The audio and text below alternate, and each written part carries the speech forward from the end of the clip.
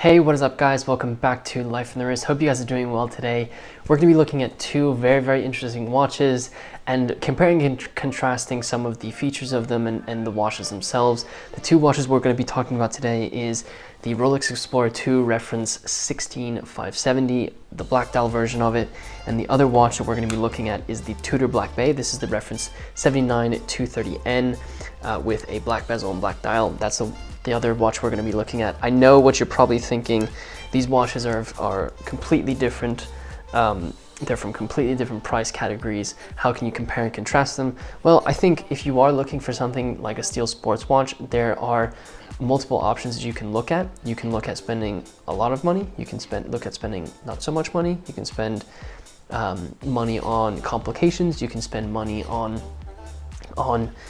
water resistance. There's a lot of things that you have to consider when thinking about what kind of steel sports watch you want to buy. And so I thought I'd kind of do a video where you can look at both of these watches.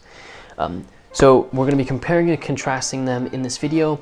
We've done some other videos on these two watches, so be sure to check those out. Before we flip perspectives, be sure to hit that subscribe button and don't forget to smash that like button for us for the YouTube algorithm so that these videos can get to more watch enthusiasts and so that the YouTube algorithm can bless us with more people that can join the Life on the Wrist family.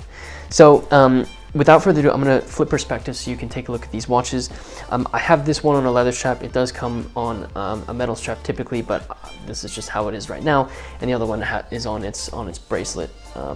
So that's gonna be absolutely fine. So without further ado, let me flip perspectives so you can take a look at these two watches. All right, so we are taking a look at the Rolex Explorer II reference 16570. This watch dates to 2000 or 2001, that time period, and then we're looking at the Tudor Black Bay reference 79230N, and this one is from 2018. I know what you're probably thinking already. These are very different watches from very different price points. You can probably find a Tudor Black Bay on the secondhand market for around maybe 3,000, 3,500 US dollars, and the Rolex Explorer II is more like a 6, 7, 8,000 US dollar watch. There's more complications on the Rolex Explorer II.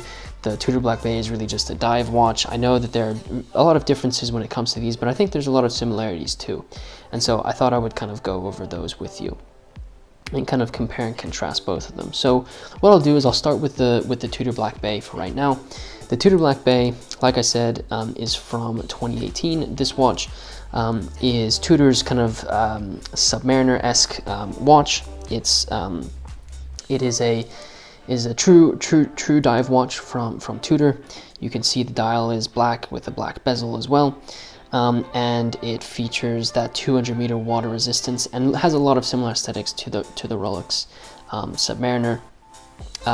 Some of the differences between them is definitely the hands. You can see there's more of like a snowflake hand for that hour's hand, but it comes on a really nice bracelet as well, and is a really great alternative if you are looking for something that's a little bit cheaper than a Rolex Submariner. Features a screw-down crown and is an extremely easy watch to use, and it's really a joy to wear, if I'm completely honest. The case itself is 41 millimeters in diameter, so on the larger side, but not too large, and most of the time can fit most people. Has a 22 millimeter lug width and comes with the caliber MT5602 cost certified movement inside of it. The case itself is not too heavy. There's some watches out there that are extremely heavy. Let me just take off my watch so you can see what it looks like on the wrist. Today I'm wearing a Patek Philippe reference 2594. So very different than what we're looking at today, but you can see it fits really nicely on the wrist. And is extremely comfortable. It's not super heavy, which I think is another pro for this watch, and really just looks amazing. The bezel does turn, which is something that is different about these two watches, but I can get in that later. And so you have that dive bezel that you can use if you do end up using this to go diving. So a really cool watch and a nice kind of alternative for some of the more expensive dive watches out there. Moving on to the Rolex Explorer II, reference 16570. This again is a steel sports watch that is very, very similar to many of the other steel sports watches out there. However, this features is really a tool watch, and someone in the comment section of the video where we went over this watch actually reminded me of this, and this is really created as a tool watch. So you can see there is that GMT hand, that red GMT hand that allows you to see 2 time zones on this watch.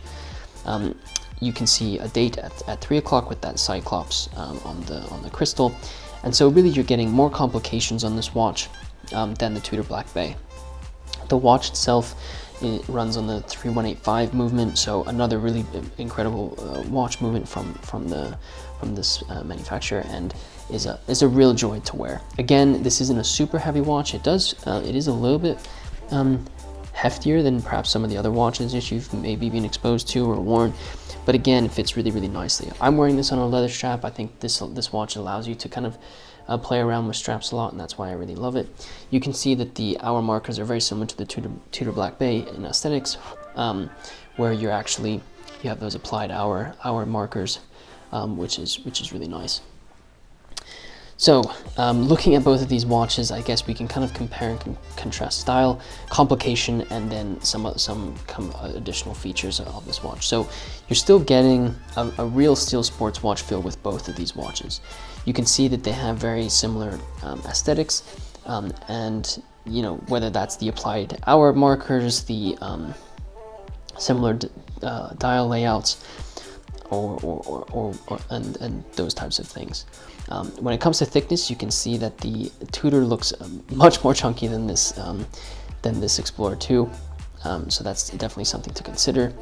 If you look at some other things about the design aspects that maybe are a little bit more subtle, you can see we have crown guards on the Explorer II with not a small, but a smaller crown than the Tudor Black Bay, which doesn't have crown guards.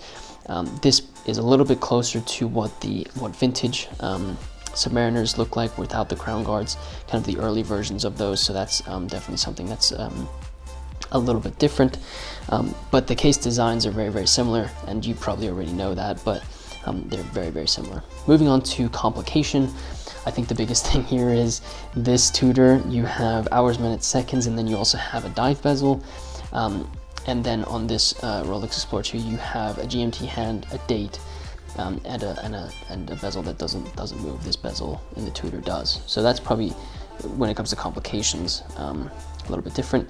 If you think about the movements in both of these watches actually run on in-house movements, so you are getting something that's from the manufacturer and isn't just a kind of plug and play from a mass-produced movement. However, you could really say that Tudor and Rolex really mass-produce if you compare them to some of the other smaller watch manufacturers out there. Some of the other things that you can consider here are definitely price points. So like I said, Tudor Black Bay, around $2,000 to $4,000 US, depending on condition and what it comes with. And then the Rolex Explorer II, you're looking at probably between $6,000 is probably a little bit too low, more like $7,000, $8,000, $9,000 US. So almost, you could say double or triple what you're going to end up paying for the Tudor Black Bay. If I was to choose between these two watches, I really don't know what I would end up going with. I really enjoyed wearing this Rolex Explorer II. I think it's a really comfortable watch to wear, allows you to have that second time zone, and obviously is a really built watch. However, this Tudor Black Bay is a real alternative if you're looking for a dive watch to buy that's a little bit less expensive than some of the other pieces out there. But I mean, so I'm looking at these watches which are a little bit more sports oriented, but I mean, I literally took this Patek Philippe reference 2594 off my wrist because I probably wear these a little bit more, and these will fit my wrist a little bit better, but very, very different watches comparatively. So I think the Tudor presents a great value and an opportunity to get something that's not as expensive as some of the other dive watches out there, and I think is really, really well loved by collectors nowadays. And I think the Rolex Explorer II is a tried and true Rolex that will probably continue to go up in value. This is probably one of the more undervalued steel sports watch Rolexes from this time period, and so I think these still have a lot of potential to increase in value as we kind of continue on. So yeah, that's kind of my thoughts about these two watches. Let me know in the comment section below what you think. I'd love to hear your thoughts about which watch you would prefer. And with that said, guys, let me flip perspective so we can close up the video. I hope you enjoyed looking at the Rolex Explorer II and the Tudor Black Bay in this video and hearing my thoughts about things that are different about these watches and things that are similar. I hope this helped if you are trying to make a decision on what type of watch you want to purchase, if you are trying to figure out if you want an Explorer II or a Tudor Black Bay. I hope this gives you some things to think about and perhaps helps you in your decision to figure out if you want to buy one of these watches. I will say the Explorer II is for sale. We've done a video on this watch previously, so you can check out our video on that and also on our website if you have thoughts on that. Let me know in the comment section below what you think about these two watches and which one you would prefer to have. I'd love to hear your thoughts. Also, if you did not do it in the beginning of the video, be sure to hit that subscribe button if you are new here, and don't forget to smash the like button for us for the YouTube algorithm. And with that said, guys, thank you so much for watching, and until next time.